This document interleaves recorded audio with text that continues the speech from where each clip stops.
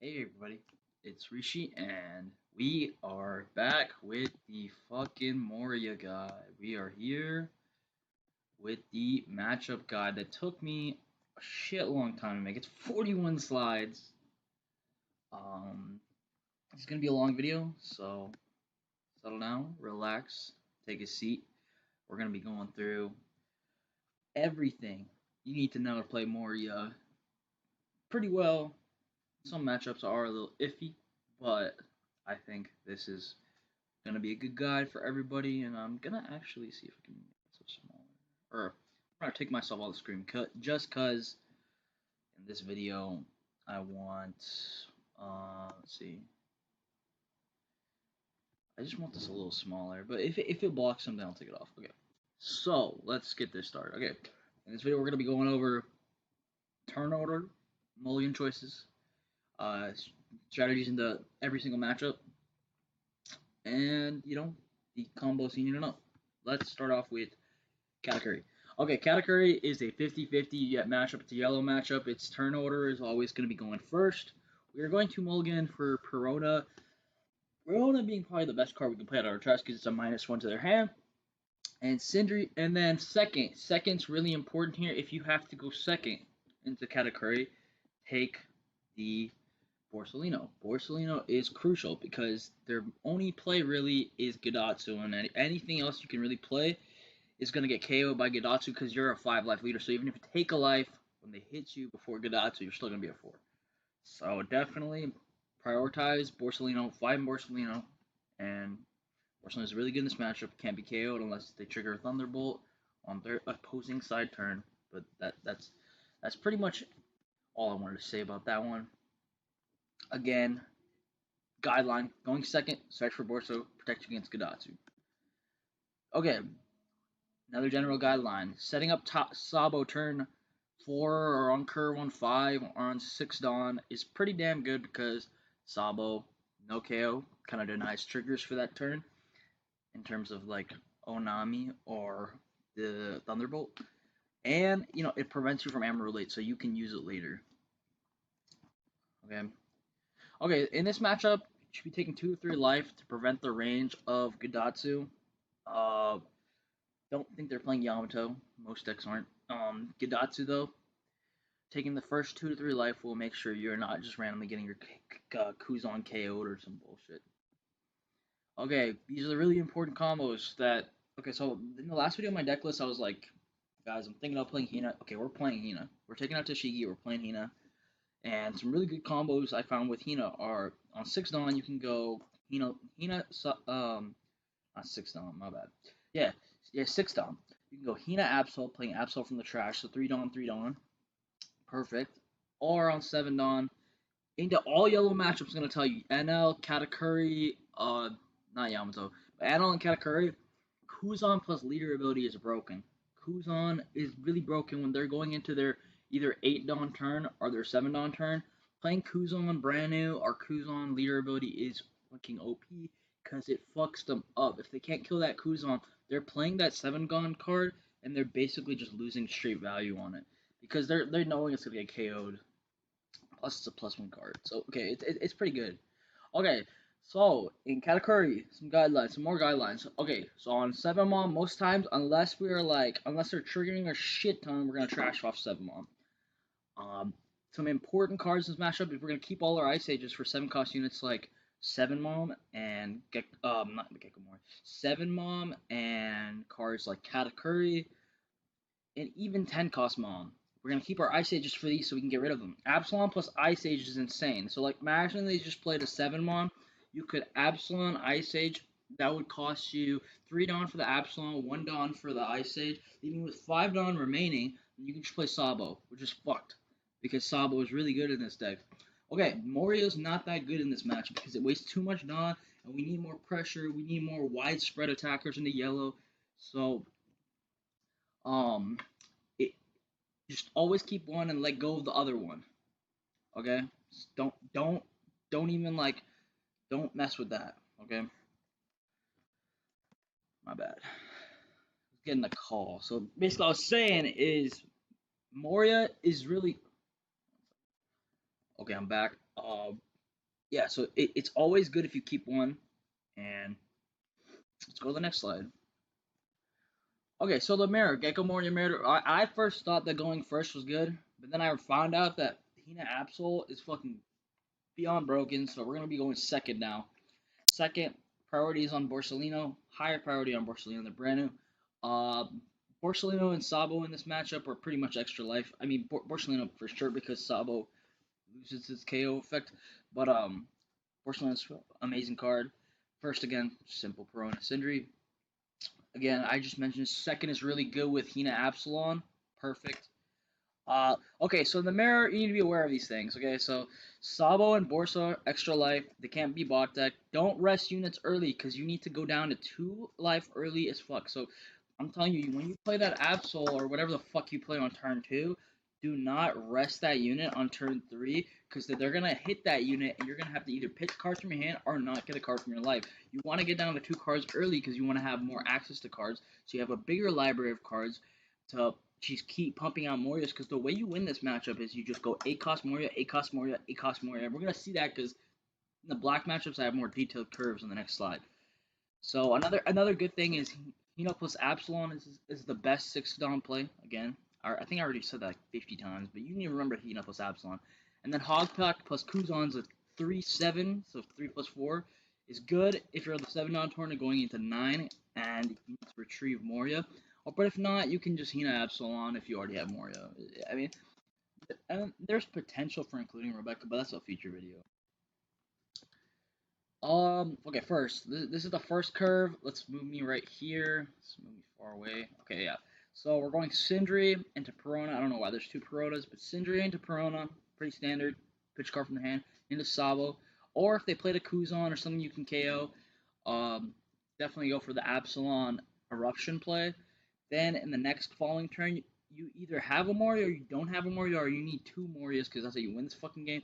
You either play Hogback Kuzan, so that's leader ability Kuzan, or you play Absalon Hina, which is leader ability. Um, Hina leader ability swing 7. Yeah, swing 7. Okay, so that's really good. Going second, a little bit different. We're gonna be going and we're gonna be looking for that Borsellino again. Going for brand new. And then the next turn going on 6 down, we're most likely gonna play the Hina plus Absalon. But you can also mix it around with Perona and Hogback. And then over here you see that we have some things, and I wanted to draw your attention to right here, the brand new and the Kuzan. This is a really fucking good play, guys. If they didn't play Kuzan the turn on 7 Dawn and you're going second and you're playing Moria and you don't really need a KO or something, you don't need to KO the Kuzan, go ahead and play brand new Kuzan. It's fucking it ups you 2 cards. You're playing a 9k body, you're getting a 5 and a 3. And then at the end of this matchup, like the only way you're gonna keep winning is you keep playing 8 drop. You keep playing 8 drop, 8 drop, 8 drop, 8 drop, and then eventually you need to, when you run out of 8 drops, you can Great Eruption, Hina, Absalom to get rid of the 8 drop. It's just an 8 drop back matchup. That's whoever has the more 8 drops wins. And that's just the way Moria's mirror works, but it's not as fucked as Sokka, to be honest, in terms of how I'm believing stuff. Speaking of Sokka, let's talk about Sokka. Okay, I've mostly wanted Sokka, but I feel like, you know, Sokka's still a very broken deck, so it could change the future. But right now, this is how I feel about Sokka. It's like 55, 45. Turn order, I always pick first because I like going first, be more aggression. We play Sindri. We then go ahead and look for a Perona. In this matchup, Borsellino is completely useless in the early stages because it's just gonna get Hound Blazed. They do have bot decks, so instead of Borsellino, we're looking for either Perona or Kuzan. So Perona and Kuzan are probably the best cards in this matchup because they either -1 or +1 us cards, and they -1 the opponent card, +1 us cards, and the same as Katakuri. Don't attack early because it allows us to go down to life early, so don't be rushing your units early so they can swing into them. This is actually one of the reasons why we lose Perona so hard, which I'll go over in a little bit. But late game priority will be farming 2Ks off of either Hogback or Moria with cards like brand new. So the priority late game is just farming 2Ks, staying in that stable area where you have a shit ton of guard and a big board. Matchup is similar to the Moria matchup, other than Borsalino is not a good card in this matchup. Okay, so in this matchup, we're gonna be spamming Peronas early. Double Perona early is probably the best play. So you'd go Sindri into Perona, -1 there my card. Then you would play brand new into Perona, or if they played a Kuzan, you could Absol their Kuzan with Great Eruption. But double Perona is fucking insane. And in this case, if you double Perona them, feel free to attack them. At this point, like they're just losing fucking cards from their hand. And then at the next turn, you can either go Hogback Kuzan, which we talked about in the Katakuri matchup, which pluses you a card and gets you back a Moria from the trash, or you can play Borsalino. Hogback Borsalino is also a play. At this stage, they might not have the removal, but they could 7-drop Borswit. Or you can play Hina Absol just to get rid of a unit. Okay, this is going second. They're going first. This is what we would rather go first, but in this matchup we're gonna play Kuzan on Curve because it pluses 1 a card, and it's better than playing Perona actually in this area because then the next turn we can follow it up with the Perona, and the next turn we can follow it up with the Perona if we want to, or Hina Absol or a Hogback. You can just see on the chart how it is. I put the aura options, and feel free to pause the video and take a screenshot if you're gonna use these in your game.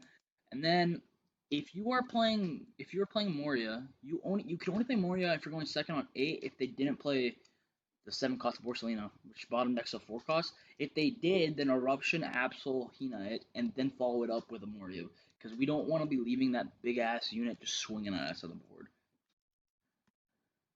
NL is a pretty easy matchup.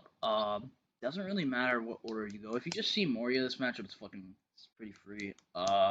You mulligan, it's pretty standard yellow mulligans. Just probably the same sample curve that I've been going over in the last video and this video and the following slides. And remember that Kuzan's always strong into yellow decks when they're going into 7 or 8. So if you're at 6, playing Kuzan's good there. And if you're going first, playing Kuzan's good on 7, because it kind of negates the fact they're playing a 7 cost and it messes with their curve because, like, okay, of course they're going to play the 7 cost, get the effect, but we know that's going to remove it. Or you could force them into a situation where they're going to play a 8 cost Katakuri and heal you 1. So your Kuzan becomes alive and you plus the card. So it's all about, like, thinking about that stuff. Again, Moria is a deck that likes to go down to life around 2 or 3 range, probably 2. So take life early. So remember about the resting units thing. Yamato. Okay, we need more testing on this. Like, I haven't tested as much. I mean, it's just on the tip of OP6, so there's obviously going to be some update videos. But first, for now, Yamato's pretty damn easy. Okay, so you mulligan for Perona Sindri, same standard thing. Doesn't really matter if you go first or second. First is pretty good though. I would say that first is much better than second, but in this matchup it's not that hard to some of the research and experience I've been talking to some Japanese players. Take the first attack and then the whole game is just played around like guarding and shit. So you're farming for counter and you're playing 4-cost Borsalino because they can't play around it until they either Hody Jones it or Amaru it, which will you have to be at like 1 life.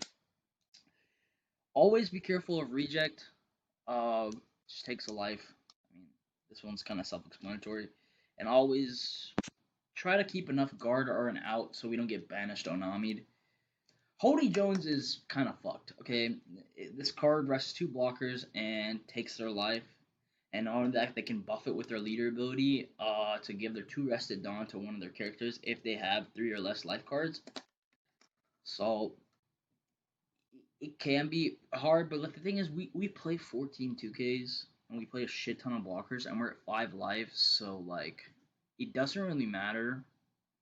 And on top of that, like realize that in this matchup we can take the first life. Like we take the first life and we play cards for counter.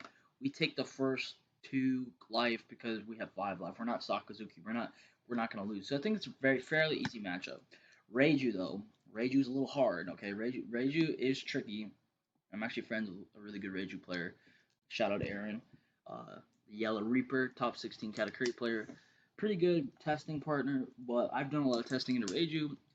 You want to pick second in this matchup, and you want to play around the Dawn they have and knowing when they can judge. So just keeping track of their minusing. Moria though is really good because Moria is a 9k swing and pretty much guarantees a life out of them. Their life isn't that high; it's 4 life. But don't mess around with swinging it at their board because it's like a waste of time getting a unit in their trash because they can just play it again off a judge or evolve it. So you're really not playing for board. I have not really seen like good results with just trying to play for board. I would say that in this matchup, you'd more want to hit their life while playing for board. So that means like using Absalon effect while hitting their life, KOing something with Ice Age. But don't just fucking focus on board because you will get outboarded and they will judge you and they will swarm you with 4 different units and they'll still be at 3 life because you've been just fucking hitting their board. Anyway, so that's Reiju and then Perona. We're gonna finish off the matchup guide with Perona. And it honestly, there's just like no way to win this matchup. It just seems like you always lose right now because Tenka Stofi will just negate or like Moria's by resting them, and even if they're not rested, 4-cost Kuzon can make it so the leader ability can rest our Morias because it's -4 and it can rest a 4-cost, and it allows us not to tap into our life. Because they're resting our units constantly, they're gonna hit our units constantly. We can't do the strategy where we don't rest our units and we can't access our life. We'll have less cards in hand, and it's a fucking struggle. And I will update you guys later. I'll have gameplay videos where I'll be playing people with this. But for now, I just don't know how to beat this matchup. It just seems really unwinnable. And that's kind of it on the matchup guide. I hope you guys enjoyed, and I hope this is some content you guys liked. If you guys like content like this, where I like lay it out more on a PowerPoint slide, just hit a like, leave a comment. I like making these types of videos. I was able to make this video a little. I had some free time. So this video took a while to make, probably like a week. Took research, took some hard work. I want to give some credit to the people that helped, like the people I took advice from, Cross AI, my testing partners, Barney and Aaron, and everybody at LGS. That we have a very good player base. So thanks guys for watching.